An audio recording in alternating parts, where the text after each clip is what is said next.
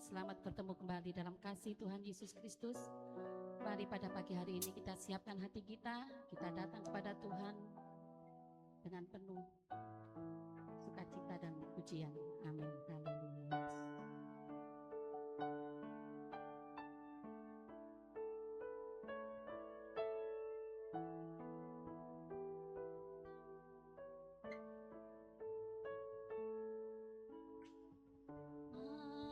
Alam semesta melukiskan kebesaran Tuhan, bumi dan surga menyanyikan kemuliaan nama-Mu.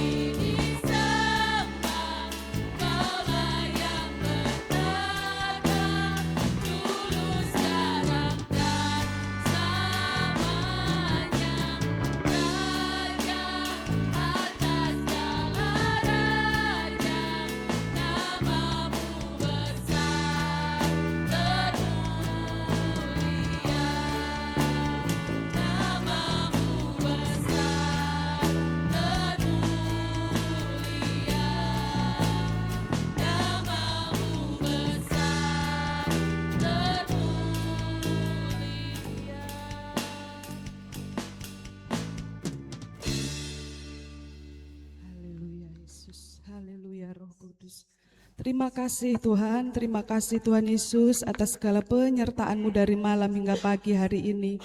Tuhan Yesus, hanya Engkaulah yang layak kami sembah, hanya Engkaulah yang layak kami puji, hanya Engkaulah yang layak kami tinggikan. Terima kasih Tuhan, terima kasih Roh Kudus, penyertaan-Mu luar biasa di dalam kehidupan kami. Pada pagi hari ini Tuhan, kami berdoa buat ibadah pada pagi hari ini. Tuhan, urapi semua pelayan-pelayan-Mu yang terlibat pada pagi hari ini. Biarlah urapan Roh Kudus-Mu beserta di tempat ini, mengurapi setiap pelayan-pelayan-Mu. Tuhan juga berkati semua jemaat-Mu yang ada di tempat ini Tuhan, yang telah menyiapkan hatinya untuk memuji dan memuliakan nama-Mu. Terima kasih Bapa yang baik, terima kasih Roh Kudus. Kami undang hadirat-Mu hadir di tempat ini, mengurapi setiap hati kami yang rindu untuk memuji dan menyembah-Mu. Tuhan berkati ibadah ini dari awal, pertengahan hingga akhir. Jika ada kuasa-kuasa jahat yang bukan datang dari Engkau Tuhan, kami patahkan dan kami hancurkan hanya di dalam nama Tuhan Yesus. Biarlah hanya kuasa-Mu saja yang bekerja di tempat ini. Terima kasih Tuhan, kami serahkan ibadah ini ke dalam tangan kuasa-Mu. Hanya di dalam nama Tuhan Yesus Kristus, kami sudah berdoa dan mengucap syukur. Haleluya. Amin. Masih tetap bangkit berdiri, saya bacakan ayat firman Tuhan di dalam Mazmur 96 ayat 3 dan 4. Ceritakanlah kemuliaannya di antara bangsa-bangsa dan perbuatan-perbuatannya yang ajaib di antara segala suku bangsa. Sebab Tuhan Maha Besar dan terpuji sangat. Ia lebih dahsyat daripada segala Allah. Amin. Amin. Ada sukacita? Saudara percaya Roh Kudus tercurah di tempat ini? Amin. Kita pujikan Roh Kudus tercurah.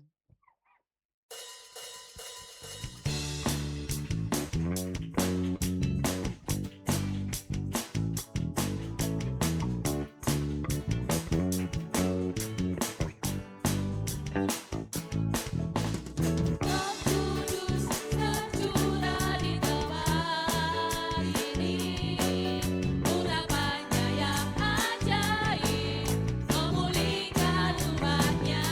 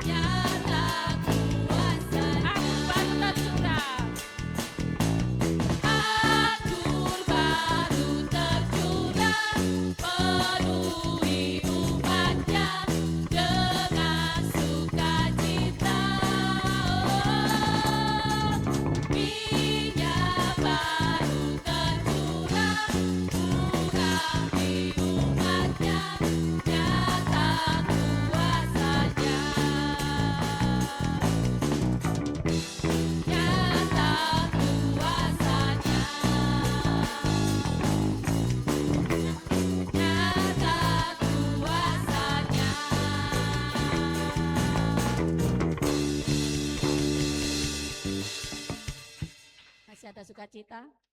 Haleluya, dia tak pernah gagal.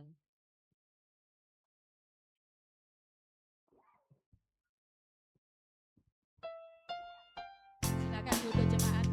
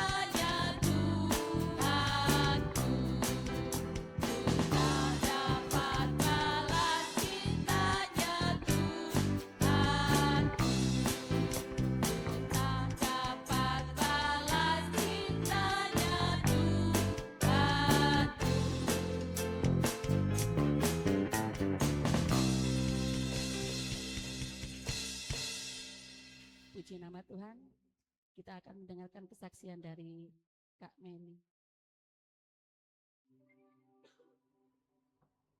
Puji nama Tuhan, Shalom Bapak Ibu Saudara sekalian.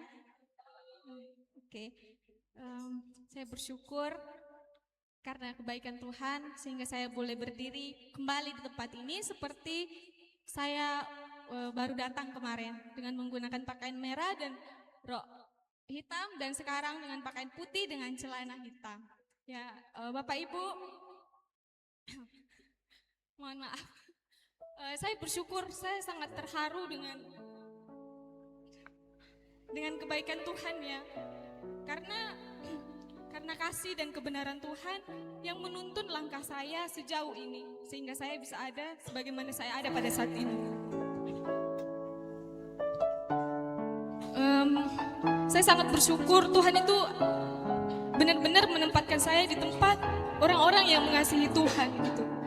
Kadang-kadang saya mikir awal-awal saya datang kok namanya GPDI Kasih. Tapi setelah saya berjalan di tempat ini, setelah saya beberapa lama di tempat ini, saya sadar kenapa namanya GPDI Kasih. Ternyata orang-orangnya sangat mengasihi Tuhan, bahkan mengasihi satu sama lain.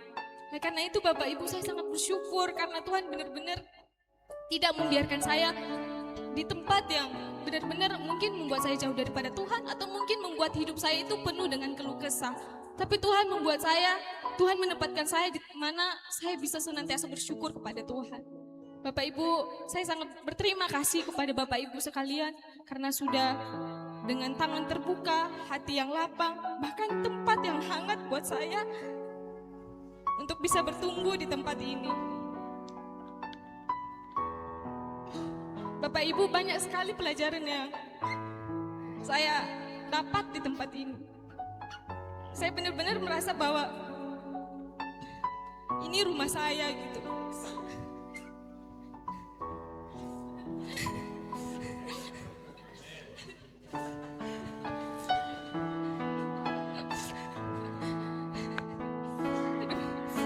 Mohon maaf Bapak Ibu terbawa suasana. Ya.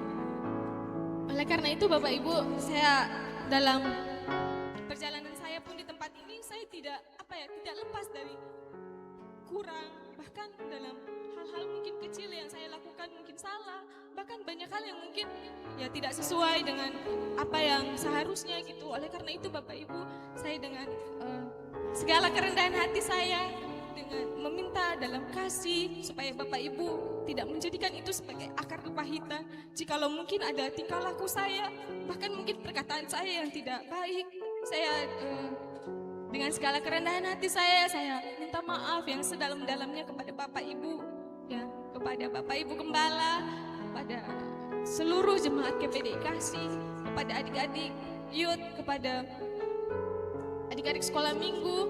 Ya, saya sangat mohon maaf yang sedalam-dalamnya jikalau tutur kata saya, tutur tindak saya yang tidak seturut dengan apa yang seharusnya, ya. Biarlah itu menjadi pelajaran bagi Bapak Ibu sekalian sehingga itu tidak terjadi lagi. Dan itu juga menjadi pelajaran bagi saya bahwa dimanapun saya berada, ya saya perlu memperhatikan apa yang perlu diperhatikan. Ya saya tidak bisa hidup semau-maunya saya gitu ya. Oleh karena itu ya Bapak Ibu sekalian, saya mungkin ini minggu terakhir saya di tempat ini. Tapi saya yakin dan percaya hari-hari saya mungkin akan berjalan, tapi hal-hal manis, hal-hal baik yang saya terima di tempat ini, saya tidak akan mungkin lupa gitu. Karena di tempat ini saya begitu banyak sekali bertumbuh. Bapak Ibu, saya ini seorang pemalu, tapi Tuhan pakai saya di tempat ini. Tuhan pakai Bapak Ibu sekalian, sehingga apa?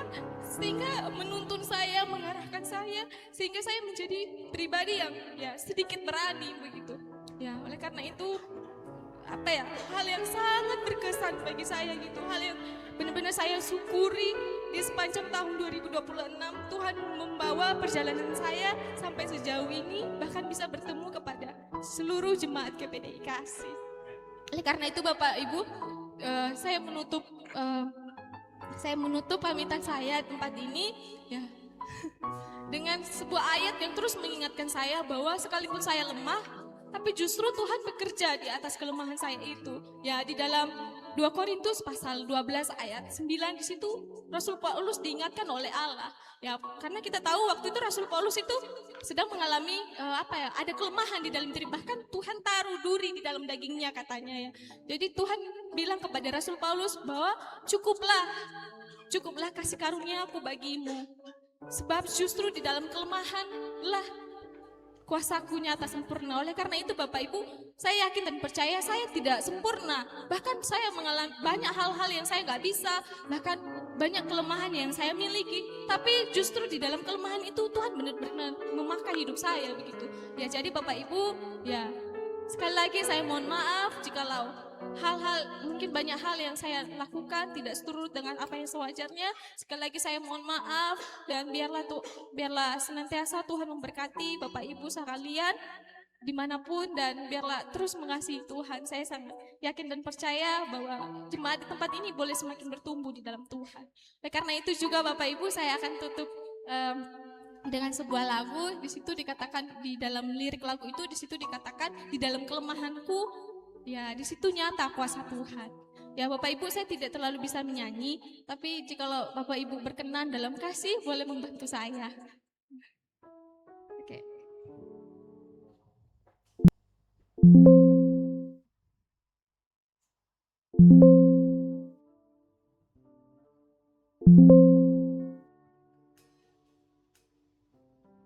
Di dalam kelemahanku sempurna kuasa-Mu,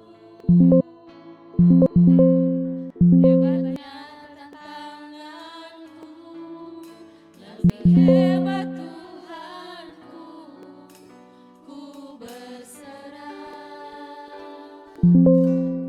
kepadamu yang membelah laut yang terukan badan, yang mustahil pun terjadi karena kuasa-Mu yang pegang hidupku, yang buka jalan bagiku. Kau membuat mukjizat terjadi.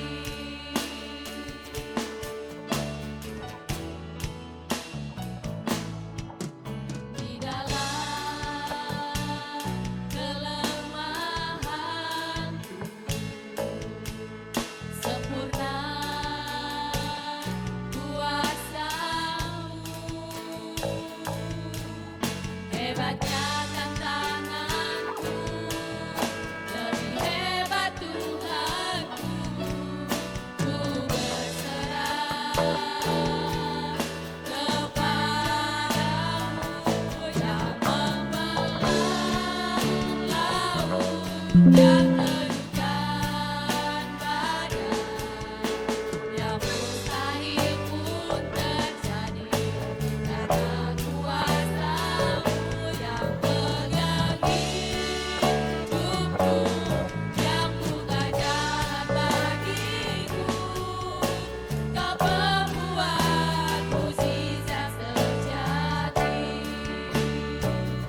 yang membelah laut yang terukan badan, yang mustahil pun terjadi karena kuasa-Mu yang pegang hidupku, yang buka jalan bagiku.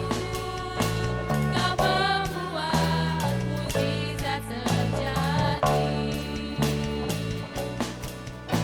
Kau membuat mukjizat terjadi.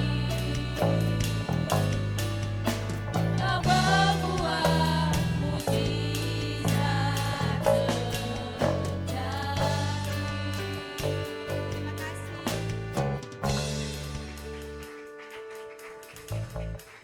Shalom.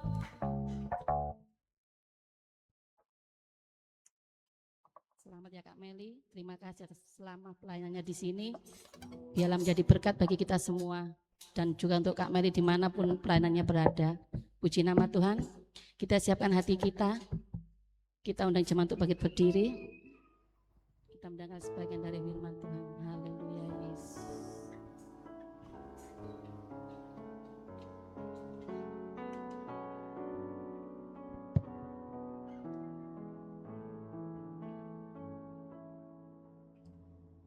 Sukacitaku penuh, ku bermazmur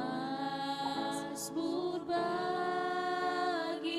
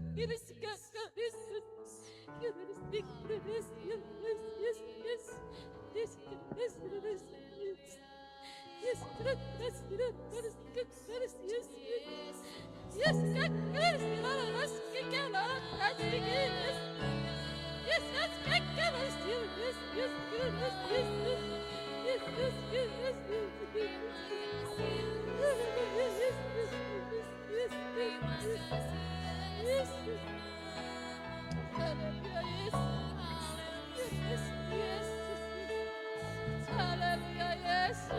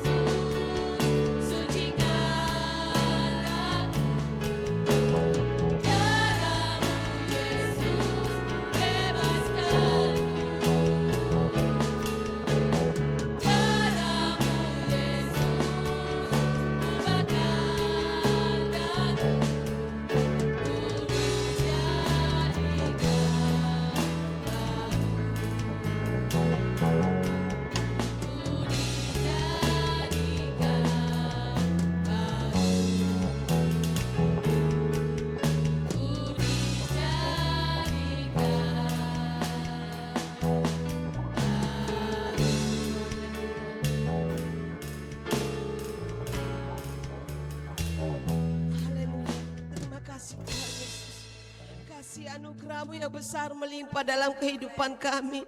Karena kasih-Mu, kuasa-Mu, darah-Mu yang memunculkan hidup kami Tuhan. Sehingga kami bisa layak sampai saat ini. Terima kasih buat berkat yang Kau berikan dalam kehidupan kami Tuhan. Pakai hidup kami Tuhan untuk bisa menyenangkan Engkau lebih lagi Tuhan. Dalam setiap langkah dan kehidupan kami. Biarlah benar-benar Tuhan memuliakan dari setiap kehidupan kami. Terima kasih Tuhan Yesus. Sebentar kami mendengarkan firman-Mu. Biarlah firman-Mu yang bawakan oleh hamba-Mu membuat kami semakin bertumbuh. Mengubah kehidupan kami yang lama menjadi yang lebih baik lagi. Yang lebih baru untuk memuliakan Engkau Tuhan Yesus. Biarlah hikmat yang dari Allah untuk memberkati hamba-Mu. Berikan hikmat yang dari Tuhan. Sehingga firman-Mu itu Tuhan membuat kami bertumbuh di dalam Engkau Yesus. Berkati dalam pembawaan firman-Mu pada siang hari ini. Kami menaikkan syukur kami. Terima kasih. Haleluya. Amin. Puji nama Tuhan. Selamat pagi semuanya. Haleluya. Katakan kiri kanan. Semangat. Haleluya. Berapa hari ini saya terus mengulang-ulang yang berkaitan dengan hipnotis dunia, hipnotis iblis. Bahkan hari ini saya akan melanjutkan ini, mungkin ada sedikit pengulangan-pengulangan karena memang harus seperti itu. Karena satu kali orang belum sadar, dua kali orang belum sadar, tiga kali juga belum tentu juga orang bisa sadar. Karena ini cara kerjanya di bawah alam sadar, jadi satu-satunya cara yaitu saya lakukan pendekatan lewat pengulangan. Segala sesuatu yang diulang-ulang-ulang-ulang, mau nggak mau, suka nggak suka, akan masuk ke dalam telinga kita dan akan tertanam di dalam hati.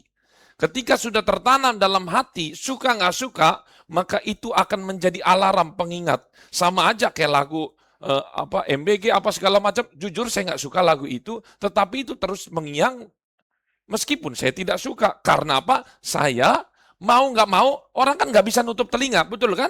Mau nggak mau dengar, terserah mau lagu apa aja. Jadi ketika ada orang berkata kotor apa segala macam, ketika kita terus berdekat-dekat situ, memang kita nggak suka, tapi nanti suatu saat kita akan terjebak di dalamnya. Apapun itu yang kita lihat, yang kita dengar. Hari ini kita akan masuk dalam firman Tuhan, divine hypomnese. Ini memang agak susah. Serupa namun tak sama. Bukan hipnotis, hampir sama hipnotis, tapi bukan hipnotis, tapi hipomnese. Coba sama-sama, hipomnese. Hipomnese. Ya, ini ingat apa ya? Kira-kira supaya bisa pendekatan hipom, pom, nese. Ya pokoknya seperti itu. Bahasa Indonesianya lebih gampang, ingatan ilahi. Ya, waktu tadi malam, kaum pria, saya pernah berkata gini, bahwa kalau iblis itu bisa menghipnotis, dunia bisa menghipnotis, sebenarnya itu lahirnya dari Allah. Allah juga bisa menghipnotis, tapi setelah saya pelajari baik-baik, cara Allah itu bukan menghipnotis, sebenarnya agak-agak mirip, tapi ada perbedaan yang kontras. Hipnotis dan hipomnesi ini. Nanti kita lihat dulu, coba kita buka Yohanes 14 ayat 26. Yohanes 14 ayat 26. Ini hubungannya dengan Roh Kudus. Saya berdoa supaya kita sadar, tidak pikirannya kemana-mana. Karena tubuh Bapak Ibu terpenjara di sini, terikat di sini. Kalau ada yang gerak pun saya tahu, tapi masalahnya hati Bapak Ibu, anak-anak semua, saya tidak tahu. Ya, makanya saya kasih shock terapi. Seringkali ada yang mengganggu ini, saya kasih shock terapi supaya ada daya kejut, supaya dia ingat. Ayat 26, sudah ketemu semua? Mari kita bangkit berdiri. 1, 2, 3. Tetapi penghibur, yaitu Roh Kudus, yang akan diutus oleh Bapa dalam namaku, dialah yang akan mengajarkan segala sesuatu kepadamu dan akan mengingatkan kamu akan semua yang telah kukatakan. Silakan duduk.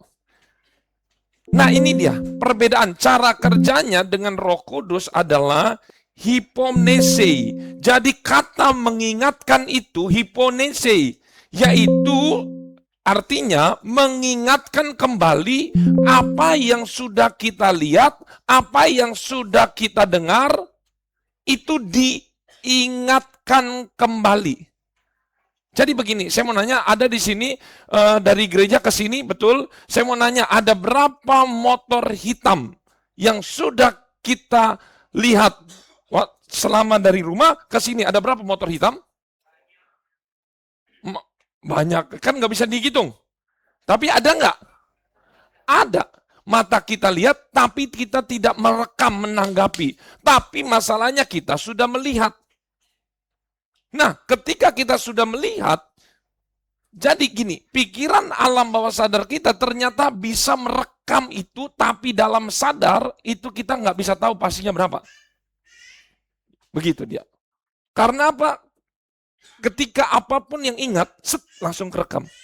Lalu lihat, ini sama seperti di dalam Yeremia 31 ayat 33. Di sana dikatakan, firman Tuhan itu ditulis di dalam hati. Ibrani 10 ayat 16 menulis dalam akal budi. Jadi segala sesuatu firman Tuhan itu masuk di dalam hati. Tuh lihat ya. Menulis dalam hati. Ingat, menulis dalam hati itu artinya segala sesuatu yang sudah ditulis tidak bisa lagi dihapus lagi. Bukan hanya sekedar masuk dan hilang. Ini tertulis dalam hati. Bahkan menulis dalam akal budi. Akal budi di mana Bapak Ibu? Akal budi. Artinya ini enggak, berarti benar-benar ditulis. Sama seperti orang menulis, ketika tulisan diari sudah dicetak, maka dia akan terus menempel. Suka nggak suka, dia akan terus menempel. Nah, masalahnya begini. Masalahnya begini. Perbedaan hipnotis dengan hipomnese ini ternyata perbedaannya cukup kontras. Jadi gini, hipnotis itu, coba sini. Hipnotis itu sesuatu yang dia tidak punya, dan saya masukkan. Itu pertama. Tapi hipomnese atau pekerjaan Roh Kudus adalah apa yang dia sudah punya. Ingat ya, beda ya. Yang sudah dia punya dari lewat apa? Pendengaran, penglihatan. Kemudian dia udah punya, itu diingatkan kembali. Makanya begini, Roh Kudus akan mengingatkan bagi orang yang sudah mendengar dan membaca. Kalau kita tidak mendengar, membaca, apa yang mau diingatkan? Misalnya kamu pergi ke Indomaret, kamu nggak pernah dengar, kamu mau beli, disuruh apa sama Om? Ayo. Iya apa, suruh beli apa? Ya nggak tahu, karena saya belum ngomong. Dia juga belum terima pesan. Mengerti? Jadi ini penting. Dan perbedaan kedua, hipnotis itu dilakukan sesuai apa maunya saya.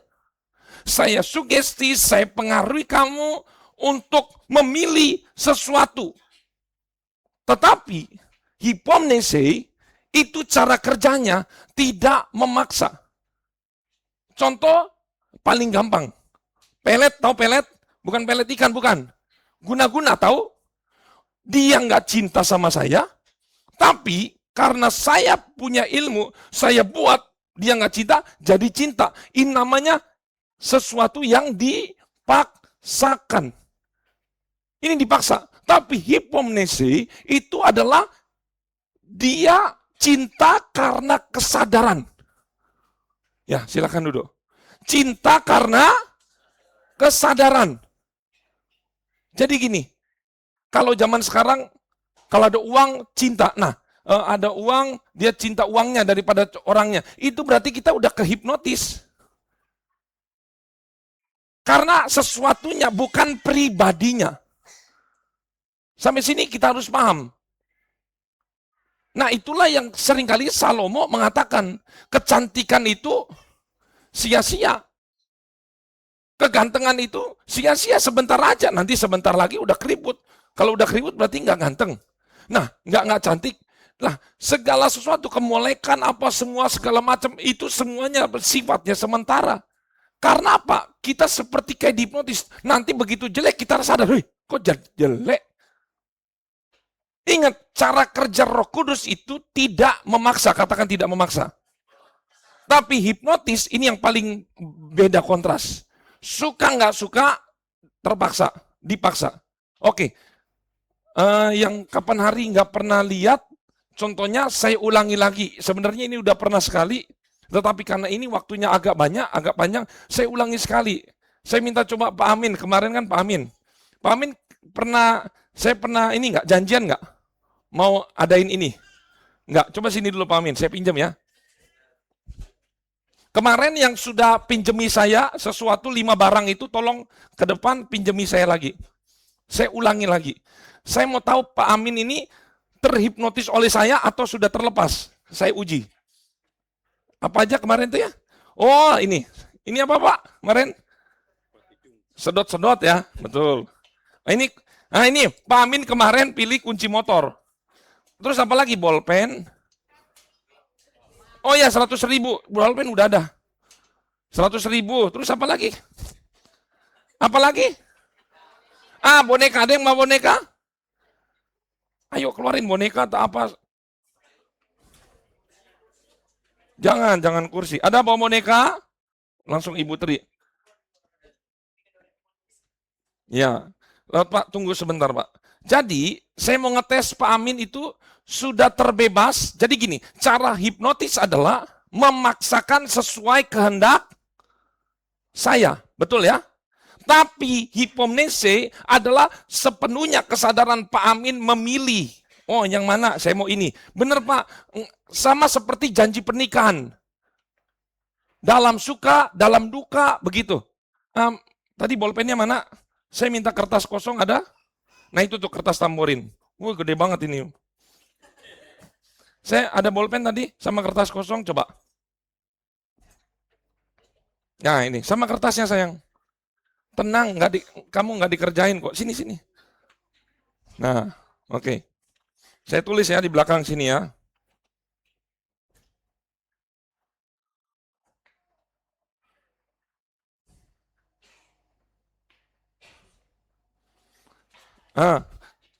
Nih, saya taruh sini. Kamu aja, jangan dibuka. jangan dibuka. Saya lagi jangan ya duduk, awas jangan dibuka. Pak Amin kemarin kan sini boneka, benar ya? Ini boneka Pak, Doraemon. Ini bolpen ya. Ini sedot-sedot ya, sedot hidung. Ini apa Pak? Kemarin Bapak Amin pilih ini. Kunci motor. Ini apa Pak? Paling tahu Pak. Nah, Pak Amin, kemarin kan terlalu cepat, sekarang agak diperlama dikit lah. Pak Amin coba ke sini sebentar. Nah ini, tolong Pak aktifin ini. Pegang dulu Pak. Oke, Pak Amin coba pakai 2 tangan, geser Pak ke sana, langsung 2 Pak. Lihat dulu barangnya, geser ke sana Pak. Saya sudah mempengaruhi Pak Amin ini. Hari ini saya sudah mempengaruhi Pak Amin. Sudah Pak? Oke, tinggal boneka, sedot-sedot sama kunci motor. Taruh lagi Pak, 2 Pak ke sana Pak. Terserah, yang mana aja. Saya tidak mempengaruhi Pak Amin. Itu mah bujuinnya begitu. Tidak di apa? Pengaruhi. Padahal saya sudah mau berubah lagi nggak Pak? Ayo jawab Pak. Mau berubah lagi nggak? Ya sudah rubah lagi, silakan. Oke. Oh, lihat. Oh, akhirnya ini. Oke. Benar Pak ya? Mau dirubah lagi nggak Pak? Rubah aja Pak. Rubah? Ya udah rubah lagi. Oke. Bagus juga. Coba Pak. Mau dirubah lagi nggak? Sudah ini? Yakin? Oke. Dia tarik ini ya. Dia pilih ini semua. Oke. Ini 1. Sekarang Pak, kita lihat Pak. Tangannya Pak Amin kan cuma 1 Pak. Pegang yang kiri aja Pak. Sekarang Pak Amin ambil aja, jangan digeser Pak. Diangkat, ditaruh sini Pak. Sisanya ini. 1. Diangkat Pak. Jangan digeser. Nah, diangkat, taruh. Diangkat lagi Pak. Yang lain lagi. 1. Diangkat, ditaruh. Nah, oke. Sekarang diangkat lagi Pak. Ditaruh. Diangkat, taruh. Oke. Ini kita buang dulu. Nah, hari ini supaya lebih seru. Nah, ini Pak. Saya pegang ini Pak. Pak Amin pakai 2 tangan ambil bendanya. Ini kan di sini. Ya, sekarang Pak Amin tarik ke sini. Tarik, iya, jangan diangkat. Boneka, kunci motor sama uang. Oke. 1 lagi Pak. Oke. Lihat ya. Ini bukan saya setting-setting. Tapi sebenarnya saya sudah mempengaruhi Pak Amin. Oke Pak. Ambil barangnya dengan kesadaran Pak Amin. Sebenarnya saya sudah bujuin Pak Amin. Taruh ke tangan saya.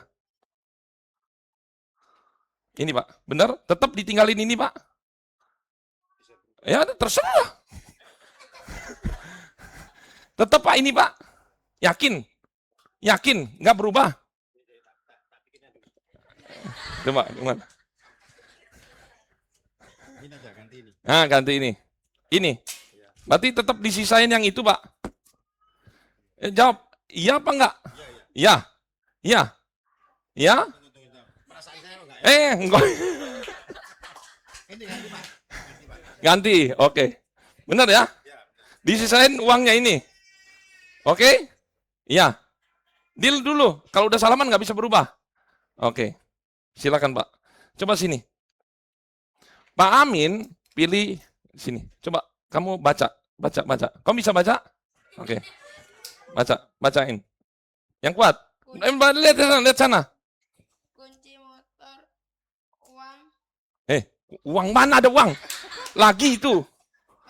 Lagi Pak Amin. Nah, kunci motor lagi Pak Amin. Udah, silakan duduk Pak. Bingung Pak. Tepuk tangan dulu buat Pak Amin. Ya, dulu. Nanti ini dikembaliin dulu. Nanti saya mau kasih tahu. Nggak tahu itu punya siapa. Pokoknya kamu kembaliin nih. Nah itu tugasnya kamu kembaliin. Ini ada sedot-sedot nih. Nah, nih Jason nih, ambil.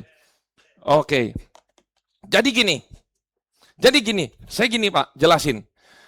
Mau apapun Pak Amin pilih, sebenarnya itu sudah terset oleh saya.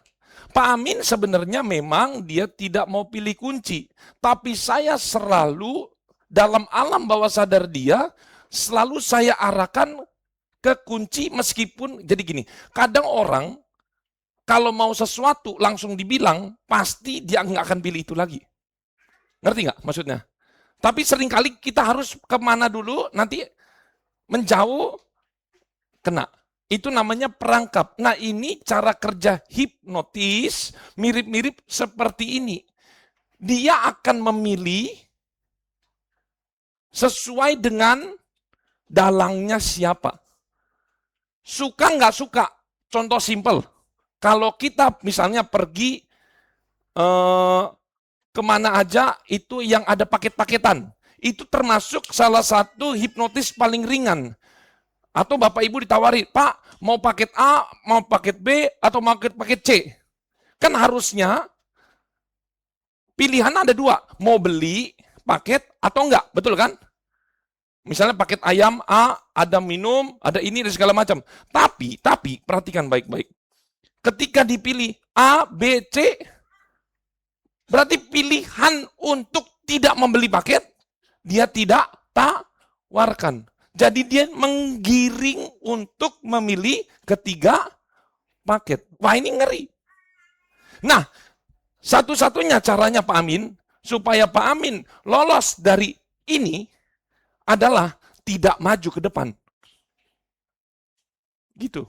Tapi nggak apa-apa Pak, maksudnya ini Pak Amin ini karena ini main psikologis, mentalis begitu. Tidak maju ke depan. Begitu Pak Amin maju ke depan, itu sama seperti Hawa yang mengajak komunikasi dengan ular. Begitu maju, kena. Jadi sebenarnya dari awal sebelum main sudah kena. Karena saya sudah bilang tadi, ada kata kuncinya, masuk ke alam bawah sadar. Kemarin Pak Amin pilih kunci. Menurut Pak Amin, masa kemarin kunci sekarang kunci lagi? Kunci lagi nggak mungkin. Jadi begitu. Tapi meskipun Pak Amin nggak mau pilih kunci, tetap nanti saya arahkan ke kunci. Bagaimanapun, inilah jahatnya pekerjaan dunia dan iblis. Banyak kita membeli barang, akhirnya setelah dibeli tidak pernah nggak? Itulah hipnotis iblis dan hipnotis dunia. Cara kerjanya model-model begitu. Tapi kalau Roh Kudus Allah itu tidak. Makanya ada ayat begini. Matius 22 ayat 37. Ini ayat terkenal. Matius 22 ayat 37. Kasihilah Tuhan Allahmu dengan segenap jiwamu dan dengan segenap, ada tulisan kasihilah. Itu kata kerja. Artinya Allah tidak menghipnotis kita dari tidak cinta, dari tidak kasih menjadi cinta. Enggak. Bukan pelet cara kerja Allah. Jadi Allah itu memberikan kebebasan. Kamu kalau mencintai aku, pakai tenagamu sendiri, pakai pikiranmu sendiri. Ini dengan kata kerja. Makanya, dengarkan baik-baik, ke gereja lebih sulit daripada ke tempat hiburan. Karena ke tempat hiburan, wisata dan segala macam, itu kita terhipnotis. Mau kita uangnya nggak ada, kepepet apa segala macam, diada-adain. Karena sudah, nanti begitu pulang dari hiburan, aduh Rek, bocor iki keuangannya. Wah, boncos ini, harusnya nggak beli ini. Dia baru sadarnya belakangan. Tapi ke gereja kenapa tidak terhipnotis? Karena menurut dari kesadaran. Mengerikan kan? Ini ngeri loh, cara kerjanya ini begini. Seringkali kita salah pilih, wah, ke tempat mana berdoa, baca Alkitab itu jauh lebih susah daripada mainan handphone. Bahkan tadi saya bilang sama anak-anak saya, kalau saya nggak bilang stop, mereka nggak akan stop. Percaya nggak? Itu salah satu daya pikat. Jadi gini, handphone nggak masalah. Sama seperti api nggak salah. Dia bagus. Tapi ketika dia terlalu over, dia akan membakar. Harus ada alarm membatasi diri. Dalam segala sesuatu, saya nggak tahu, di sini bukan hanya HP aja. Ada orang yang nggak bisa tahan untuk keluarin uang, langsung keluarin. Ada orang nggak tahan bibirnya, mau ngoceh terus, ngomongin orang. Itu semua harus ada rem. Katakan harus ada rem. Bilang kiri kanan, ada remnya. Ojo, blong, bilang. Blong terus, gas terus. Apa kata nanti? Jangan. itu kita kena hipnotis. Jadi Pak Amin, cara satu-satunya Pak Amin supaya tidak terjebak, nggak maju. Begitu maju, kena. Tapi kalau nggak maju, gimana dong, nggak jadi nantinya. Ya, jadi saya mau katakan, bukan hanya Pak Amin, mau siapa aja yang maju, pasti dia akan kena apa sesuai yang saya tulis. Siapa aja. Karena rumusnya pasti udah tahu, udah kena. Itulah makanya ada namanya motivator, training, sales kan ada kan, bagaimana caranya menawarkan. Jangan nanya mau beli apa enggak, tapi tawaran, mau beli A atau B. Jadi kan terpecah nih, dia bingung. Gitu. Luar biasa ini cara kerjanya. Tapi kalau Allah, dia tidak memakai trik-trik murahan seperti itu. Kasihilah Allah. Artinya, ada proses tidak mau mengasihi atau mengasihi, betul kan? Ada pilihan di situ. Wah, ini luar biasa Bapak Ibu. Nah, yang mengerikan adalah 2 Korintus 4 ayat 4, coba kita baca. Ini orang dihipnotis adalah orang-orang yang dia nggak sadar. Kenapa? Dia orang seperti orang buta. Wah, ini, coba kita baca semua. 1, 2, 3. Yaitu, yang tidak percaya, pikirannya telah dibutakan. Ini picek beneran atau enggak? Dia nggak buta mata, tapi dia ini sama seperti terhipnotis, dia kayak nggak bisa membedakan. Saya ingat firman Tuhan berkata kepada Yunus, di Niniwe itu orang tidak bisa membedakan tangan kanan dan tangan kiri, nggak bisa membedakan mana baik, mana jahat. Ini sudah kehilangan daya. Nah, pagi ini kalau Bapak Ibu anak-anak semua sudah kehilangan daya rem, katakan daya rem. Maka saya kasih satu solusi, yaitu pindah channel. Katakan pindah channel. Cuman itu, kita nggak bisa melawan. Jadi misalnya tadi contoh Pak Amin datang ke sini, mau lawan, nggak mau ini. Tadi kan, mau yang mana Pak? Ini, ganti, ya harus ganti. Dia mau lawan tadi, mau ganti. Terserah mau ganti. Pada ujung-ujungnya tetap kena. Ya, tadi ganti berapa kali? Ya Pak ya. Karena saya nggak terlalu peduli. Dia mau ganti kayak mau apa yang mau saya tetap harus kena. Silakan. Jadi seolah-olah cara kerja iblis adalah, jangan berarti Om Jerry iblis. Enggak, ini umpama. Cara kerja iblis model tadi, sepertinya adalah pilihan saya. Sama seperti Hawa, sepertinya Hawa yang memilih, tapi sebenarnya itu sudah didesain oleh iblis. Wah, ini mengerikan. Makanya saya sering kali, Bapak Ibu terserahlah begini apa, udah pilihan kita. Karena kalau begini, kalau cinta dipaksakan, ujung-ujungnya nggak enak kan? Kita mau punya pasangan yang dipaksakan, paksa cinta kita, atau yang dengan kesadaran, dengan sukarela, dengan tulus. Dengan tulus. Kenapa? Karena Tuhan sudah mencintai kita bukan terpaksa, dengan tulus. Makanya kita membalas cinta Tuhan dengan tulus. Meskipun Tuhan Yesus sudah mati di kayu salib, Tuhan tidak memaksa untuk kita cinta kepada Dia. Itu terserah kita. Lihat. Pikirannya sudah dibutakan oleh ilah zaman ini. Kira-kira ilah zaman ini apa yang paling kuat? HP, betul? Makanya orang tua seringkali awasi, main HP boleh 1 jam begini, chat diawasi. Semua segala macam, enggak semua HP. Mulut kita bisa jadi ilah. Apalagi uang bisa jadi, sangat bisa kalau uang. Bisa menjadi ilah. Segala macam kita terikat, melebihi cinta kita kepada Tuhan, berarti itu adalah ilah. Ya. Coba kita buka semua. Filipi 4 ayat 7 sampai 9. Wah, ini saya cepat aja ini firman-nya. Ya. Ini ayat saya kaget ketika ayat ini ada, ternyata wih, keren. Sudah ketemu? Sudah ketemu? Oke. Saya pelan-pelan ya. Damai sejahtera Allah yang melampaui melampaui segala akal. Akal kita di sini. Akal kita berkata nggak mungkin. Tapi melampaui artinya di luar pikiran kita. Lihat ya, damai sejahtera Allah melampaui akal. Damai sejahtera itu adalah ketenangan. Artinya apa? Artinya simpelnya gini. Meskipun kita dalam badai, lagi dalam masalah, sama seperti perahu.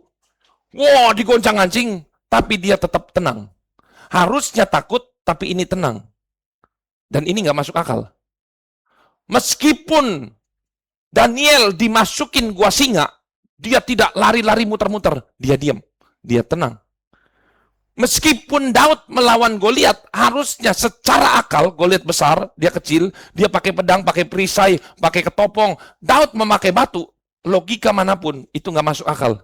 Tapi Daud bukannya takut, malah berani. Ini namanya melampaui akal. Menurut orang dunia, gila. Segala sesuatu, masalahnya, kalau masih masuk akal, itu bukan mujizat namanya. Itu namanya logis. Mujizat itu adalah segala sesuatu yang tidak bisa dilakukan oleh manusia. Itu namanya mujizat.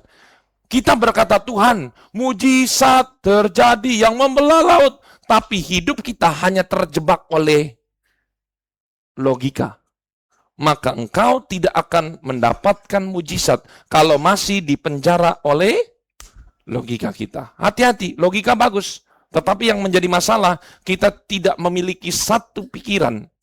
Tapi kita memiliki dua pikiran. Pikiran logis, akal, dan pikiran Allah, pikiran Kristus. Dua pikiran. Kita harus berjalan sama-sama. Baca. Akan memelihara hati pikiranmu. Tuh, lihat. Dalam Kristus Yesus memelihara hati dan pikiran. Dan ini sebenarnya salah satu tahap untuk melawan hipnotis. Pikiran, hati. Di mana ayatnya? Lihat, baca lagi. Jadi, akhirnya saudara-saudara, semua, ayo baca yang, jangan cepat-cepat. Semua benar. Semua yang adil. Semua yang suci.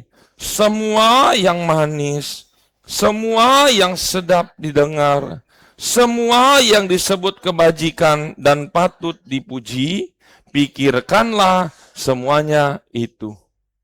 Kalau digabungin, semua, satu kata atau dua kata, apa? Semua baik.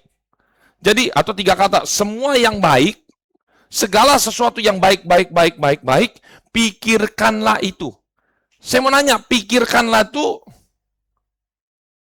ingat semua, pikirkanlah itu. Wih, maksudnya apa nih? Pikirkanlah itu. Ini lagi ganti channel, Bapak Ibu.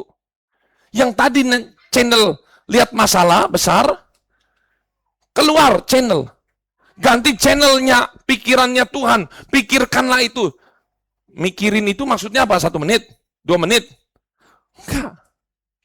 Pikirkanlah semuanya itu. Semuanya ada berapa tadi? Ada banyak nggak? Ada banyak kan? Artinya dalam satu hari kita usahakan jangan memikirkan yang, coba lihat sini semua ke depan. Dalam satu hari, bilang. Kita jangan memikirkan yang jelek, yang buruk, negatif. Diganti berpikir yang baik, yang positif. Cukup ya. Jadi ya, bukan hanya positif aja. Lebih bagusnya berpikir Kristus, karena nggak sesuatu yang positif itu Kristus. Ya, lihat di sini. Berpikir Kristus. Jadi setiap kita menghadapi sakit penyakit, lagi ada masalah, kebodohan kita adalah mikirin masalah. Efeknya engkau akan sakit-sakitan. Efeknya nanti engkau di rumah tangga akan berantem terus. Efeknya banyak. Engkau akan berpikir negatif. Itu karena pikiran kita tidak mau ganti saluran. Tapi Pak, bagaimana cara mikirin yang mulia, yang suci, yang mana? Nah, makanya ingat, firman Tuhan berkata, iman itu timbul dari apa? Katakan pendengaran. Pendengaran akan firman. Kenapa ayat ini muncul? Karena zaman dulu belum ada Alkitab. Bro, sis, belum ada Alkitab. Waktu dulu tuh masih tulis tangan. Jadi, dalam satu sinagog bisa jadi cuma hanya satu Alkitab yang dipegang sama pemimpinnya. Ya susah. Jadi gini, mungkin orang bisa nulis, tapi nggak semua orang bisa diizinkan untuk menulis Alkitab. Bahkan ketika menunjuk nama Allah YHWH, maka harus dipotong. Berarti harus berapa pena harus dipotong untuk menghabiskan menulis satu Alkitab. Makanya mereka itu pemimpin membaca, jemaat mendengar. Tapi sekarang kan sudah bisa ada cetak. Jadi firman itu timbul dari pendengaran dan penglihatan. Karena kita sudah bisa membaca. Akan apa? Akan firman. Katakan firman. Ini satu-satunya. Supaya saya mau katakan gini, firman Tuhan itu sama seperti mesin cuci. Jadi begini, saya mau kasih tahu, kunci hipnotis dunia itu akan hilang dengan cara memasukkan firman lewat pendengaran. Katakan pendengaran. Pendengaran berulang-ulang, katakan berulang-ulang. Lewat baca firman, berulang-ulang. Lewat merenungkan firman berulang-ulang. Masalahnya kita itu selalu renungkan masalah. Maka masalahnya yang jadi gede. Betul ya? Merenungkannya kemustahilan. Makanya kemustahilannya dia tambah besar. Saya mau bilang, cara melawan iblis paling bagus adalah jangan takut. Ketika kita takut, kita memberi energi kepada iblis. Sama juga sifatnya dengan ini. Ketika kita memberi energi kepada kekhawatiran, ketakutan, maka dia akan menjadi monster. Harusnya semut, tapi menjadi gajah. Yang harus kita pikirkan Tuhan, supaya Tuhan yang tadinya kecil dalam hidup kita, menjadi besar dalam hidup kita. Katakan amin dong. Jadi Alkitab adalah mesin cuci ajaib. Katakan mesin cuci ajaib. Saya mau nanya, singkat aja. Dari berapa pertanyaan ini, begini. Siapa yang minimal satu hari satu pasal? Angkat tangan. Jujur. Satu hari satu pasal. Loh, anak-anak saya kok nggak angkat tangan? Lebih dari satu pasal kan? Angkat tangan. Jujur. Jujur, angkat tangan. Oke, nggak usah satu pasal. Satu perikop. Oke. Ya, yang udah satu pasal lebih nggak usah. Ini minimal. Udah, satu ayat. Sudah pasti baca satu ayat. Tuh lihat. Menjadi percuma. Nanti minggu depan saya akan ulangi lagi khotbah ini sampai tahun baru. Percayalah, saya akan ulangi sampai semua angkat tangan. Karena kita pulang, kita terhipnotis lagi dunia, ngeblank lagi, krek lagi. Akhirnya mau sampai tahun baru kuda ya, tidak akan bisa berubah-berubah. Serius. Percayalah, doa nangis-nangis itu bagus, tetapi itu vitamin. Vitamin kalau tanahnya nggak bagus, mau kasih vitamin, mau kasih bibit yang bagus, menjadi sia-sia. Betul. Dia hari Kamis saya ulang. Kamis saya nggak ada. Selasa saya mau ada pelatihan penginjilan nanti di Malang sampai hari Jumat. Ya, nanti hari Minggu lagi saya akan datang, saya ulang yang sama terus. Karena cuma satu-satunya yang bisa mengalahkan hipnotis dunia dan hipnotis iblis adalah dengan cara kita membaca firman, mendengar firman, merenungkan firman siang dan malam. Kalau Bapak Ibu merasa gini loh, minimal 3 ini Setiap hari kita harus konsumsi. Karena sama seperti kita sedang cuci baju. Kalau kita tidak melakukan itu, jadi gini, jangan firman itu untuk, banyak orang salah mengerti. Pak, saya tuh malas baca firman, kenapa Pak? Kenapa sulit? Begini, karena kita berpikir, kita baca firman supaya Tuhan senang. Serius. Pikiran saya waktu belum mengerti, saya baca firman, saya berdoa supaya Tuhan senang. Saya baca suratnya dia.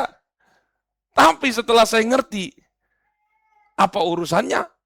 Saya mau doa, saya mau puasa sekalipun, saya mau baca, itu nggak ada urusannya sama Tuhan. Tuhan tidak diuntungkan sedikit pun dengan kita membaca Alkitab. Mohon maaf, nggak diuntungkan. Saya mau tanya nih, saya sediain makanan di meja. Anak saya nggak makan, yang rugi saya atau anak saya? Kalau dia nggak makan, suka-suka dia.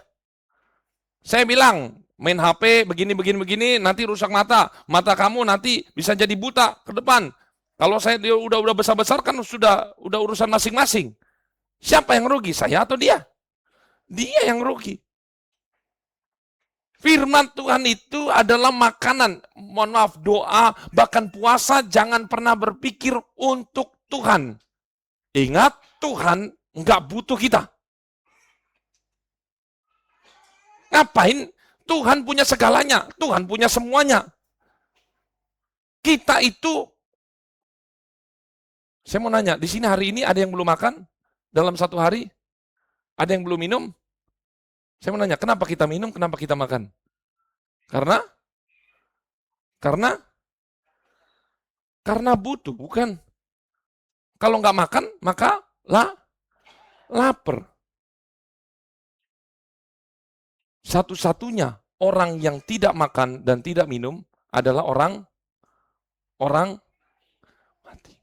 Berarti orang yang tidak baca Alkitab, merenungkan dan mendengar adalah orang mati dalam roh. Udah begitu aja.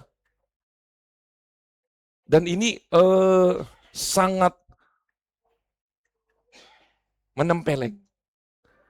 Belum tentu juga di gereja-gereja besar harus diberitakan begini, karena yang enak sedap didengar aja motivasi-motivasi. Oh, Bapak Ibu bisa sukses, Bapak Ibu bisa begini, Tuhan baik, kasih karunia dan segala macam.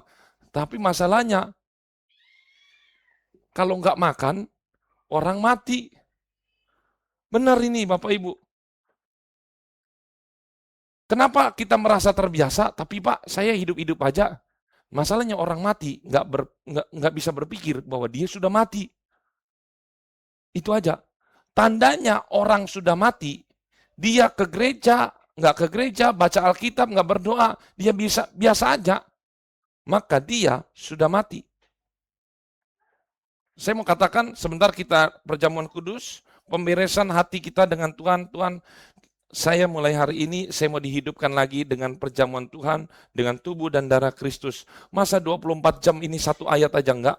Kalau saya bilang sama bapak-bapak tadi malam, tapi ini bukan membenarkan ya. Maksudnya, karena saya punya aplikasi, dia bisa ada audio Alkitab.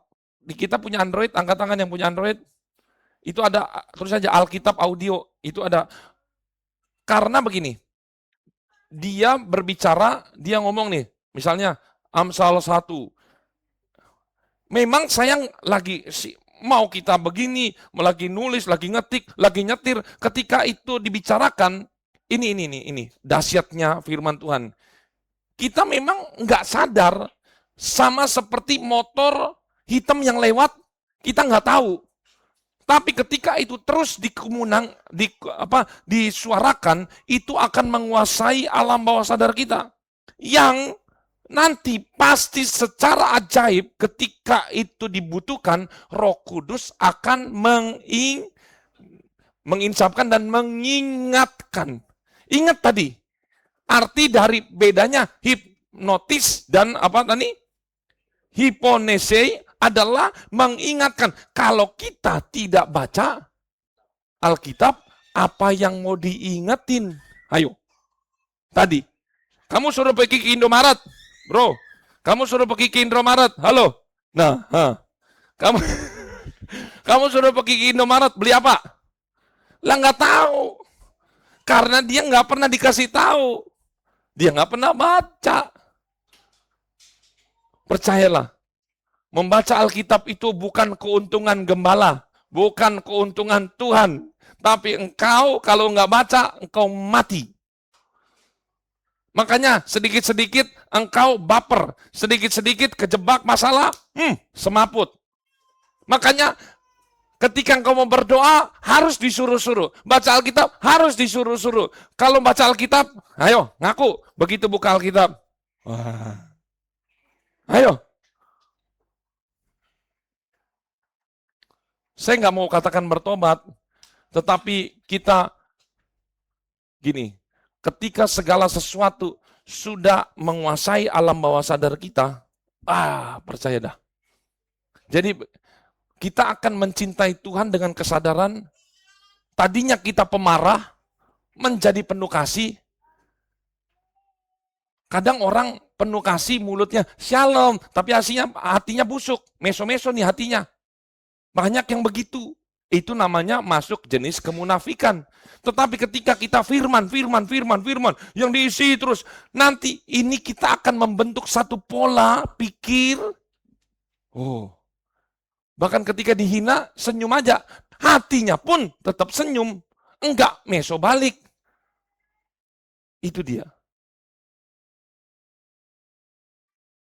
Ingat, saya akan beritakan ini terus sampai bosan karena saya sudah temukan hipomnese itu didengar berulang-ulang, dikatakan berulang-ulang.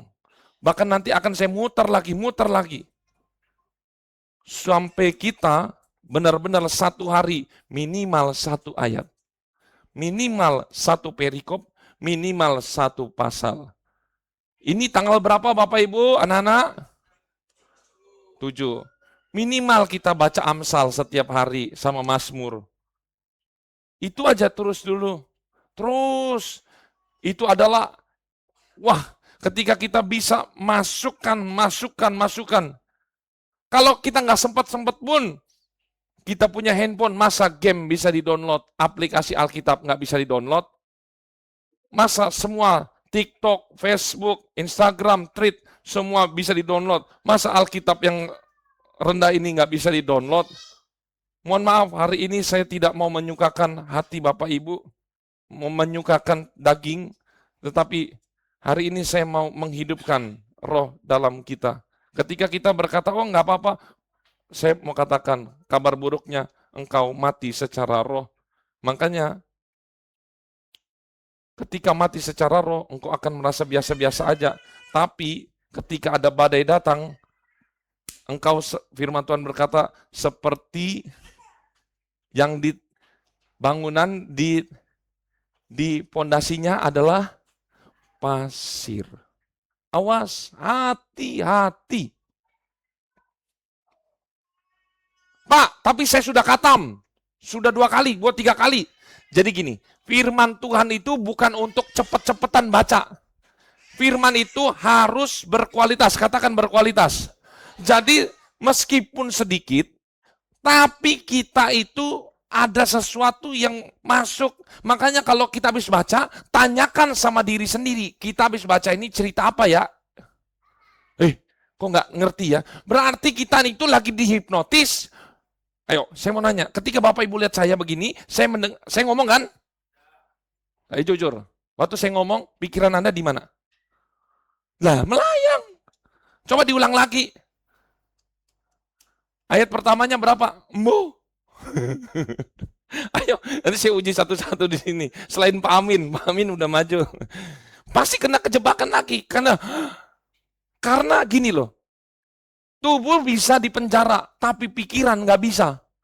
Tapi percayalah, kalau kita terus mengisi alam bawah sadar kita dengan firman, maka hidup kita itu jadi melek, nggak ketutup lagi. Betul, cuman itu satu-satunya cara, firman.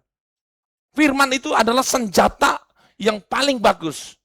Adalah mesin cuci yang luar biasa, mencuci semua pikiran kita. Semakin kita mengisi banyak firman, maka hal negatif dia akan keluar. Cuman itu. Makanya saya katakan, berdoa betul, bagus, puasa bagus, tapi firman letaknya di nomor 1. Kenapa? Karena firman itu adalah Yesus sendiri. Pada mulanya Allah menciptakan langit dan bumi. Betul? Dengan apa? Firman. Oh, dahsyat. Dan firman itu menjadi manusia. Dan firman itu perkataan Allah. Kalau kita sudah dijadikan oleh firman, berarti makanan kita adalah firman. Pak, tapi saya nggak ngerti. Ngerti apa kagak? Baca aja. Karena ini adalah mana dari sorga yang akan menyehatkan kita. Ini akan berubah. Kalau kita baca rutin aja. Sama seperti kita makan nasi. Kita masuk di dalam perjamuan yang kudus. Yang belum baca Alkitab, engkau harus bertobat melalui perjamuan ini. Kembalikan lagi. Minimal lah 1 perikop. Tapi saya sarankan sehari 1 pasal supaya kita bisa berubah. Nanti minggu depan saya akan khotbahkan ini lagi karena masih banyak yang belum baca Alkitab. Kita nyanyikan tadi 1 lagu, Pak. Nanti dipersiapkan.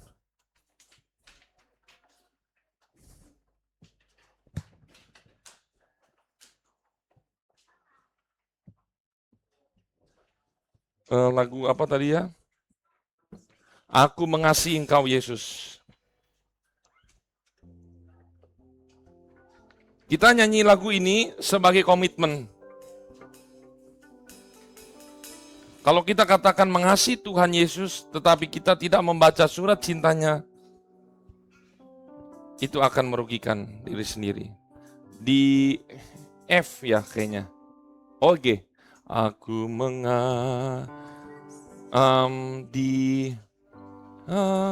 jangan Pak, di E aja coba. Soalnya nembak tinggi. Aku mengasihi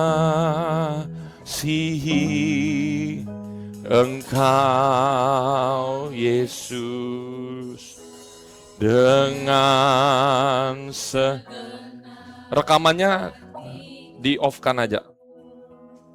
Aku mengasihi